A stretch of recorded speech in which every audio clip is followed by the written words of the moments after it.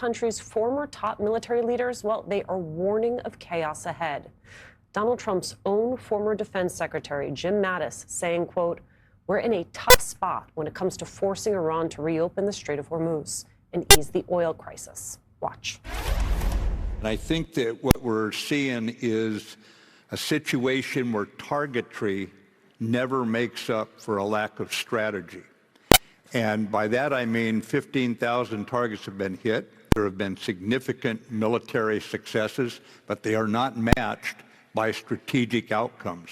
Now, some of the strategic outcomes early on, unconditional surrender, regime change, we're going to dictate who the next supreme leader is.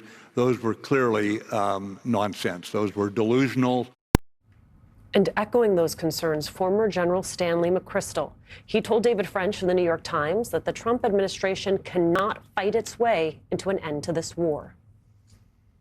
This idea of decapitating the regime, and we've got this current leader where we killed his father and we killed his wife. We apparently banged him up pretty good. And then we say, well, that will make him more willing to negotiate. It wouldn't have that effect on me. The Trump administration, however, appears to be hoping Iran is ready to negotiate. The Wall Street Journal reports that Trump's sudden U-turn on attacking Iran's power plants, quote, followed a series of closed-door discussions through Middle Eastern intermediaries. U.S. officials said gave them hope an agreement to settle the conflict was possible.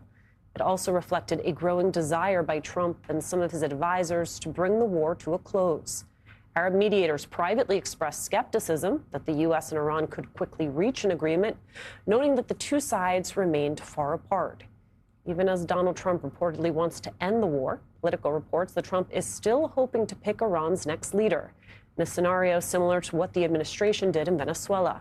From that reporting, quote, the Trump administration is quietly weighing Iran's parliament speaker as a potential partner and even a future leader, as the president signals a shift from military pressure toward a negotiated endgame.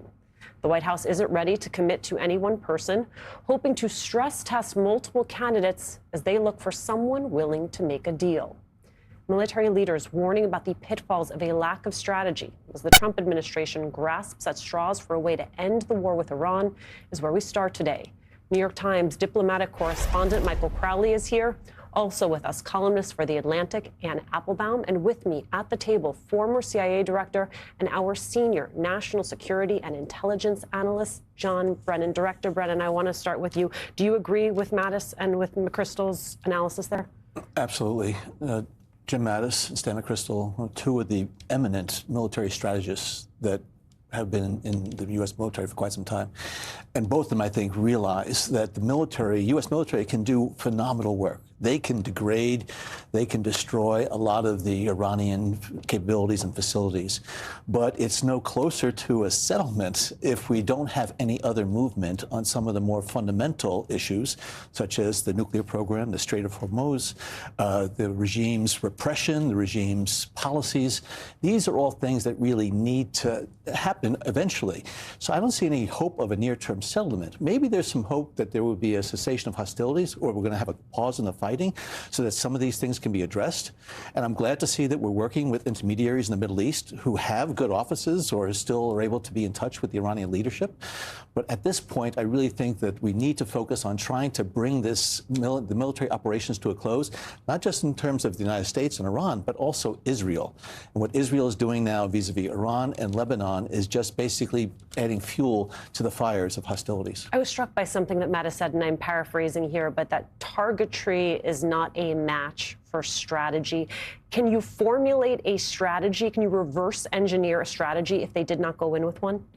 It's really, really difficult to do that now. This is one of the things that should have been, in fact, at the very beginning of this conflict, that they had some strategic objectives that were realistic and that were achievable in a certain period of time.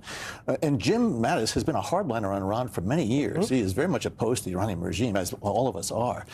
at the same time, he recognizes that despite the formidable capabilities and the powerful military that we have, we're not going to be able to achieve our strategic objectives unless there is some type of engagement with the Iranian regime, whether or not it's going to be with Mojtaba Khamenei or with the Speaker of the Parliament or whomever. We need to have some active dialogue going on, even indirectly with them, to see whether